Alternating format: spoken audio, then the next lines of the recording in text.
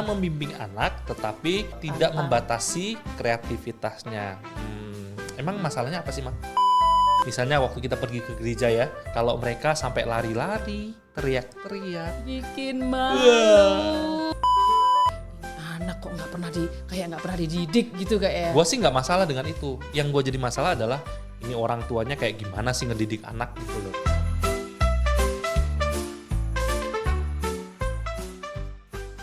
Selamat datang di podcast Rumah Anak Tangga bersama dengan saya David Chong dan saya Ruce. Di dalam podcast Rumah Anak Tangga ini kami rindu membahas setiap konflik lika-liku rumah tangga, baik parenting ataupun relasi apapun itu tentang rumah tangga, kita akan kupas dengan tuntas. Kita mau bahas apa hari ini, Ma? Bagaimana kita membimbing anak tanpa membatasi kreativitasnya. Wah, ini tema yang menarik ya. Bagaimana membimbing anak tetapi tidak membatasi kreativitasnya. Emang masalahnya apa sih, Ma? Karena kalau kita lihat sekarang nih ya, kita lihat dari anak kita sendiri deh ya, bahwa aktif sekali gitu. Jadi kayak seolah-olah dia itu waduh bener-bener sulit dibilangin gitu ya. Bersikap sesuka-sukanya dia, aktif lari ke sana ke sini. Orang lain bisa ngecap itu anak nakal, betul nggak sih, Mas? Iya. Itu sebenarnya anak nakal atau anak kreatif sih? Oh, by the way, anak kita umur 4 tahun sama 6 tahun. Anak kami 2 laki-laki, satu usia 4 tahun, satu usia 6 tahun Iya, gitu ya. jadi ini fase mereka itu benar-benar mungkin lagi aktif-aktifnya, aktif berantem, aktif berebut, aktif teriak-teriak. Betul. Nah, kadang-kala kami sebagai orang tua bergumul banget sih bahwa anak kayak gini, apalagi misalnya waktu kita pergi ke gereja ya, kalau mereka sampai lari-lari, teriak-teriak, bikin malu. kami gitu. yang malu. Gitu Seolah-olah ya. kayak mungkin ini pikiran orang kali ya, ini cuma opini saya. Ini anak kok nggak pernah dididik gitu kayak. Gue sih nggak masalah dengan itu. Yang gue jadi masalah adalah ini orang tuanya kayak gimana sih ngedidik anak gitu loh.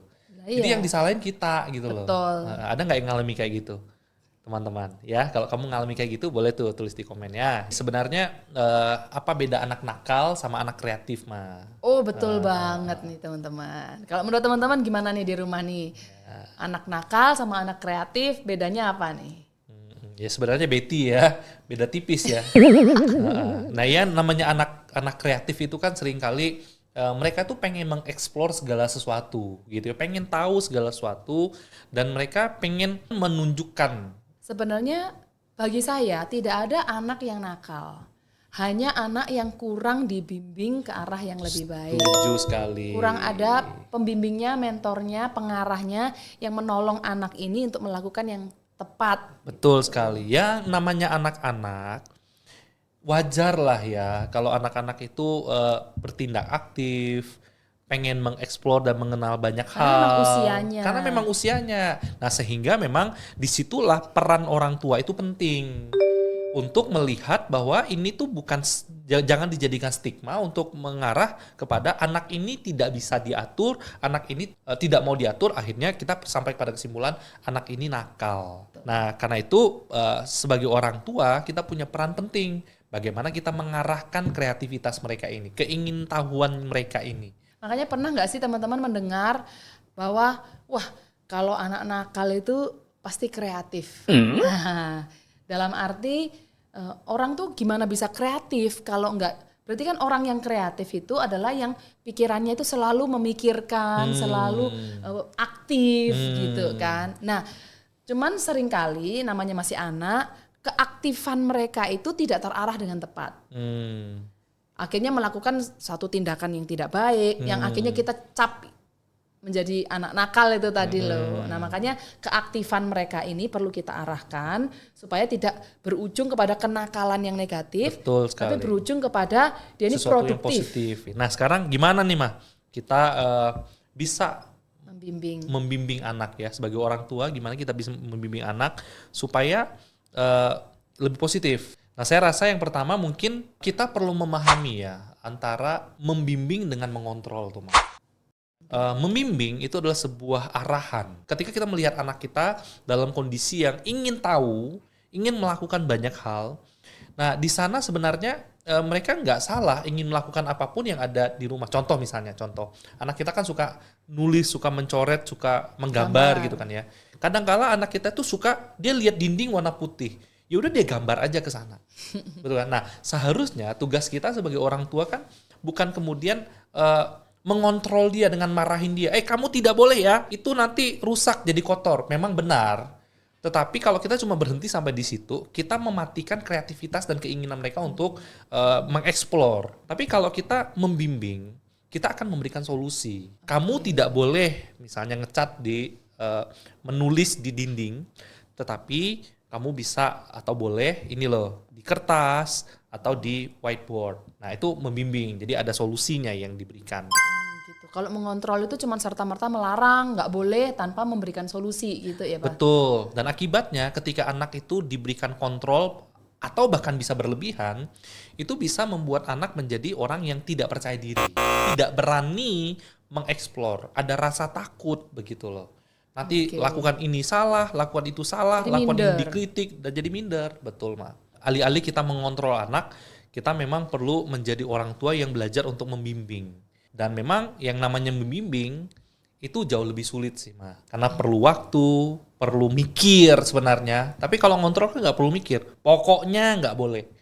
Nah kan itu kan namanya ngontrol begitu. Berarti perlu yang namanya kesabaran, Betul, sesabar-sabarnya, betul ya. betul Karena ketika sekali. kita membimbing tuh nggak serta-merta dia langsung taat kan. Betul sekali. Pasti membantah dulu gitu. Jadi perlu kesabaran yang luar biasa seluas samudra. Ya.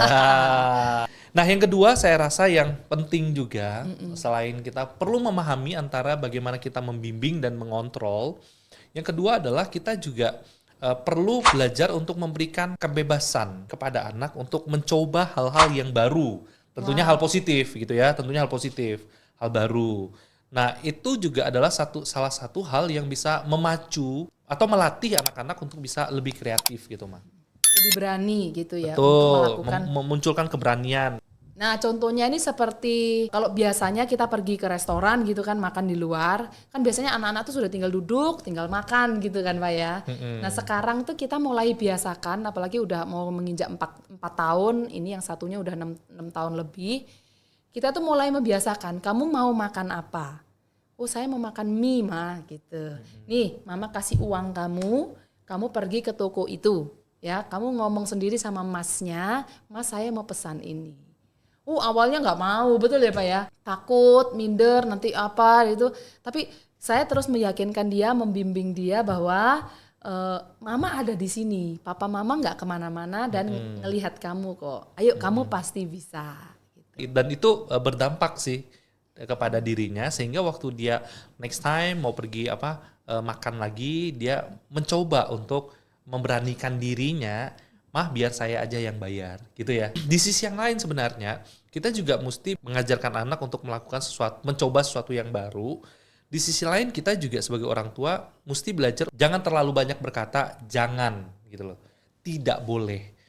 Nah, kadang-kala memang kita harus mengizinkan anak kita ngalami kegagalan sebenarnya Ma.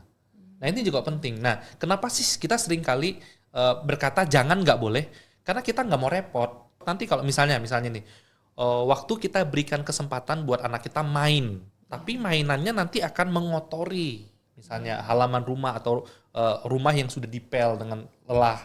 Nah akhirnya supaya tidak lelah, supaya tidak nanti ngepel lagi, capek dan marah, Cepetnya aja ya ya. udah jangan, tidak boleh gitu lagi.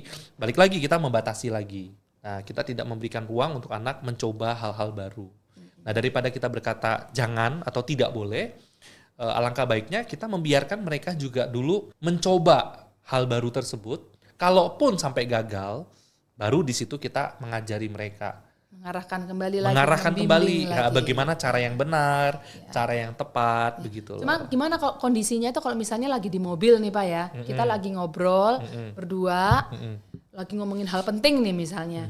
Tapi anak-anak di belakang ini, mereka tuh jumpalitan, ribut, teriak-teriak begitu. Nah, kita kan satu sisi pasti ngomong stop, jangan gitu, duduk aja yang baik. Betul. Tapi namanya naturnya anak-anak kan disuruh duduk diam yang baik dan manis itu kan sukar sekali gitu, apalagi anak cowok 2. Nah, apa ya yang harusnya kita lakukan di situasi seperti itu?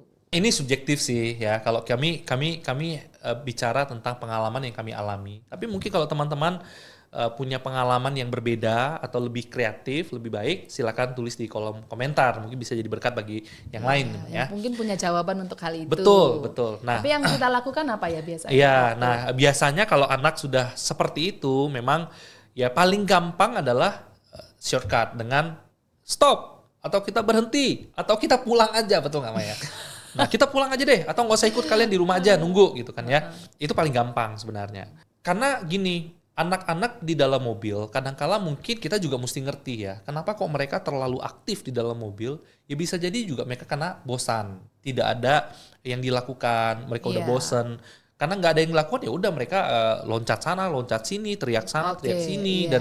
Dan memang resikonya adalah kita orang tua yang jadi capek, kita mau ngobrol nggak bisa, kita mau lakukan. Dan akhirnya yang biasa kita lakukan adalah akhirnya mau nggak mau kita berdua yang harus sacrifice dan mengerti kondisi ini. Betul. Kita nggak bisa menuntut mereka untuk mengerti kita. Betul. Nah akhirnya kita yang harus meng-cut pembicaraan kita yang tadi dan kita meladeni dulu anak-anak yang di belakang. Jadi misalnya biasanya yang kamu lakukan tuh Pak, jadi sambil nyetir kamu ngomong, oke, sekarang coba cari tulisan ini restoran ini, sekarang sambil jalan gitu kan. Mereka akan ini, oh itu Pak, itu, wah kamu yang menang. Atau biasa juga saya ajak anak-anak untuk tebak-tebakan. Ya, main tebak-tebakan. Gitu ya, entah itu kuis Alkitab, entah itu kita misalnya pakai abjad begitu ya, nama-nama binatang, nama-nama tokoh di Alkitab. Jadi melibatkan mereka. Betul. Atau kadang-kala saya juga minta mereka untuk story, menceritakan kisah-kisah tertentu, atau sebaliknya gitu loh, Ma. Betul. Jadi itulah yang disebut dengan membimbing, mau mengajak mereka bekerja sama gitu ya. Jadi nggak main cut. Betul. Jadi bukan hanya berkata tidak, tapi harus ada solusi di baliknya buat mereka. Karena kalau kita cuma berhenti sampai dikata nggak boleh, kita egois sih sebenarnya. Iya. Kita egois sih. Karena sekali lagi ya mereka juga tidak tahu apa yang harus dilakukan, anak-anak kan ya. Iya. Berikutnya gimana lagi Pak ini untuk membimbing anak-anak yang nampaknya mungkin bagi sebagian orang tuh dicap sebagai anak yang nakal, padahal sebenarnya enggak loh. Nah bagaimana kita membimbing anak-anak yang seperti ini ya supaya kreativitasnya tuh nggak mati gitu kan Pak ya. Kalau tadi dari poin-poin sebelumnya kita kan udah ngomongin apa namanya membimbing, tidak mengontrol, terus membiarkan anak mencoba hal-hal baru gitu kan ya. Yang ketiga adalah kita juga mesti belajar untuk tidak menaruh standar kita kepada anak-anak. Jadi artinya kita jangan menuntut anak-anak melakukan standar yang kita mau. Karena sekali lagi kreativitas yang kita punya itu tidak sama dengan yang dipikirkan oleh anak. Maksudnya begini, ketika kita membayangkan, mengimajinasikan tentang sebuah gunung, maka imajinasi kita itu kan sangat kompleks. Begitu banyak warna misalnya dan seterusnya. Tapi ketika imajinasi itu ada pada anak, mungkin itu akan sederhana sekali menurut pemikiran mereka. Nah, seringkali kan yang kita lakukan adalah, oh enggak, itu salah, bukan begitu, gitu loh. Pernah nih kejadiannya kayak gini nih. Saya kan ngomong, karena anak pertama saya itu selalu ngomongnya gini, mama itu cuma sayangnya sama adik, mama nggak sayang sama aku, gitu kan. Nah, lalu saya memberikan pengertian sama dia. Ya, Koko, mama itu cintanya sama kamu, sama adik, sama. Cuman adikmu kan masih lebih muda, dia secara kepintarannya dia lebih lemah, dia lebih kurang. Makanya mama juga kasih banyak waktu juga buat adikmu gitu ya. Tapi bukan berarti mama enggak sayang kamu, bukan berarti mama lebih sayang adikmu. Enggak, tapi sayang mama kepada kalian ini sama. Nah, jelas kan? Saya jelasin kayak gitu. Tapi lalu si Koko, si anak saya ini jawabnya gini, Mama baru potong rambut ya.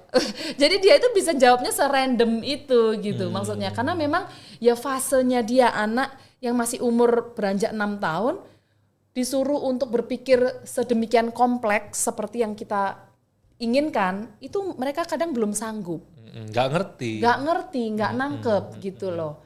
Karena mungkin masih terlalu abstrak begitu kan. Jadi kita juga nggak boleh menuntut anak untuk selalu mengerti kondisi orang tua gitu kan, nggak bisa menuntut mereka gitu ya maksudnya Pak. Mungkin salah satu hal yang bisa kita lakukan sebagai orang tua ya Ma, untuk tidak memaksakan standar kita sebagai orang tua kepada anak adalah dengan kita mesti lebih banyak belajar untuk memberikan apresiasi kepada apa yang mereka kerjakan sih Ma. Jadi betul daripada banget. kita mengkritik, wah ini kurang bagus, ini kurang cantik, ini kurang ini, nggak apa-apa. Jadi biarkan mereka kerja sesuai dengan pemikiran mereka, Iya. cara mereka, dan kita sebagai orang tua tidak boleh menuntut mereka untuk mengerjakan seperti yang kita mau. Tapi kita mesti open untuk belajar untuk wah memberikan apresiasi, tapi secara jujur loh, munafik, pura-pura gitu ya. Nah, ini yang rasanya saya pikir berbeda nih dengan pola pengajaran masa dulu. Ya, Kalau masa dulu kan orang mungkin berpikir bahwa nggak perlu muji-muji anak, nanti dia jadi manja. betul, Nanti anak-anak jadi ngelunjak. betul. Gitu. Udah, biarin. Tapi kalau anak salah dikit, diuber-ubernya terus kesalahan yang tahun lalu juga masih diungkit-ungkit gitu kan. Betul. Nah, ini dengan perkembangan zaman ini adalah satu pola parenting yang nggak betul gitu karena memang kelihatannya anaknya menjadi tough tapi menyimpan sakit hati. Iya kan, Ya, kepahitan. ada satu penulis juga bilang gini sih sebenarnya, Mak. Apa sih bedanya pola parenting zaman dulu dengan zaman sekarang? Kalau zaman dulu itu orang itu mendidik anak seperti mesin ketik, ditekan, tok tok tok tok tok tok tok, tok gitu ya. Jadi keras begitu maksudnya. Tapi zaman sekarang enggak. Parenting itu polanya tuh seperti mendidik anak tuh kayak megang iPad, megang handphone yang touchscreen gitu loh. Jadi itu very sensitif sekali. Nggak boleh terlalu keras. Kalau terlalu keras itu HP jadi rusak. Kalau zaman dulu, kalau kamu terlalu lembut, maka kamu nggak bisa ngetik gitu loh. Nah sehingga zaman dulu orang memang poinnya lebih kepada mungkin banyak membatasi rasa takut itu gitu ya. Jadi makanya ya beda sekali lah zaman dulu dengan zaman sekarang gitu. Iya. Dan yang baik ialah kita memberikan ruang kepada anak untuk gagal. Memberikan ruang kepada anak untuk mereka mengeksplor hal-hal yang baru. Dan benar, kalaupun gagal, ya enggak apa-apa. Eksplor lagi yang baru, gagal lagi, enggak apa-apa lagi gitu kan. Dan bukankah itu juga yang Tuhan lakukan sebenarnya ya kepada kita Anak-anaknya. orang-orang berdosa. Saya ingat tuh pernah ada kisah Petrus menyangkal Tuhan Yesus. Wah itu kondisi di mana mungkin Petrus merasa gagal sekali. Gagalnya luar biasa begitu ya. Dia ngomong sebelumnya bahwa dia akan mati demi Yesus begitu. Tapi akhirnya menyangkal begitu loh. Waktu Yesus disalib dia malah bukan membela, dia malah sembunyi. Dan waktu ditanya kamu murid Yesus atau bukan, malah dijawabnya bukan begitu loh. Nah tapi yang menarik adalah ketika Yesus bangkit lalu kemudian datang kepada Petrus yang sudah menyangkal itu, Yesus tuh malah memberikan kesempatan kepada dia untuk ayo kamu bangkit lagi. Give the second Bahkan berikan chance. kepercayaan di tengah-tengah dia merasa gagal itu. Kita juga sebagai orang tua mesti punya hati yang seperti itu ya. Ketika ngelihat anak gagal ya enggak apa-apa, itu memang masa pertumbuhan. Berikan kesempatan lagi, jangan tuntut mereka dengan standar kita atau dengan cara kita dididik di masa lalu. Nah ini kan sering terjadi, betul nggak? Oh dulu mungkin di awal-awal nikah, awal punya anak kita juga sering ngomong kayak gitu kan ya. Dulu saya sama papa saya dibiarin aja begitu, hidup sekarang. Betul nggak? Tapi kan akhirnya kita tumbuh menjadi orang dewasa yang menyimpan ada rasa kepahitan masa kecil gitu dan lain sebagainya. Nah tentunya kita nggak pingin anak-anak kita juga bertumbuh menjadi anak yang demikian kan. Makanya nih cara membimbing anak agar kita tidak membatasi kreativitas mereka ialah jangan kita menuntut anak-anak untuk bisa mengerti posisi kita orang dewasa. Yang terakhir. Jadi yang terakhir ini adalah tentang, kalau tadi kita bicara tentang bagaimana anak ini diberikan ruang untuk dia melakukan, seolah-olah tuh bebas melakukan apapun begitu ya. Nah yang terakhir ini tentu kita harus punya batasan, kita harus membangun batasan. Bukan berarti untuk mengontrol ya, tetapi ini batasan ini adalah sebuah boundaries untuk membuat mereka itu tahu mana yang baik, mana yang tidak baik. Bukan buat kita, tapi buat mereka. Misalnya contoh, waktu kita izinin anak bermain, tapi kita juga harus kasih batasan kepada mereka. Oke, misalnya kamu boleh bermain sampai jam sekian. Artinya kita memberi ruang untuk mereka bermain, tetapi kita juga memberi waktu untuk mereka disiplin supaya mereka tahu habis ini harus ngapain. Iya. Atau misalnya, oke, kamu boleh bermain, tapi setelah bermain kamu punya tanggung jawab apa? Yaitu kamu harus clean up, misalnya begitu ya. Nah sehingga mereka dilatih juga untuk bertanggung jawab. Dan itu sebenarnya mendidik mereka untuk managing time ya, bahwa habis ini aku punya tanggung jawab ini, lalu aku akan mengerjakan ini. Itu mendidik anak banget. Betul sekali. Untuk Betul melakukan sekali. hal-hal yang tanggung jawab dia. Betul sekali. Saya rasa kita juga perlu bukan hanya memberikan batasan dan ruang, Tetapi kita juga sebagai orang tua perlu melatih cara berpikir anak supaya mereka bisa tetap kreatif loh, Ma. Misalnya contoh. Kamu tuh sering ngajari anak tentang kuis-kuis misalnya begitu ya. Kerennya itu bukan masalah kamu ngajuin pertanyaan lalu mereka menjawab. Enggak, tapi kamu memberikan kesempatan dan kepercayaan kepada mereka untuk meng-create sebuah pertanyaan dan kamu yang menjadi audiensnya yang menjawab begitu. Iya, betul. Nah, itu menolong mereka sebenarnya untuk berani mengeksplor, menciptakan sesuatu, berani untuk bertanya begitu ya. Dengan kreatif, dengan cara mereka dan bahasa mereka tentunya. Jadi di rumah itu biasa saya pura-pura gitu kan, kayak sedang jadi presenter. Ya saudara-saudara, sekarang kita akan lomba gitu kan. Sebutkan 10 nama animal gitu kan dengan ciri-cirinya. Jadi pertanyaan pertama, kalau yang jalannya begini itu animal apa?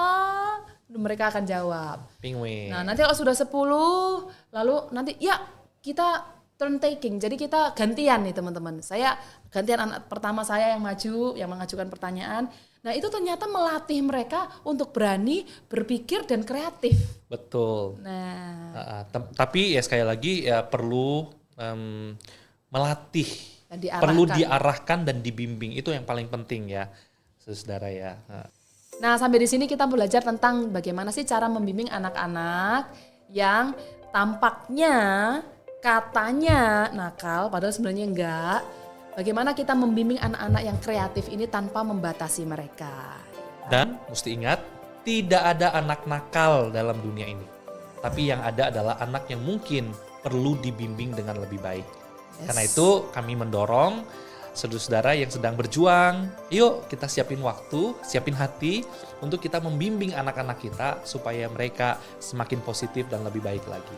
Sampai di sini dulu ya podcast kita, podcast Rumah Anak Tangga. Adalah setiap kita yang mendengar dan belajar bersama-sama lewat sharing ini, kita bisa selangkah lebih baik lagi dalam membangun rumah tangga setiap kita.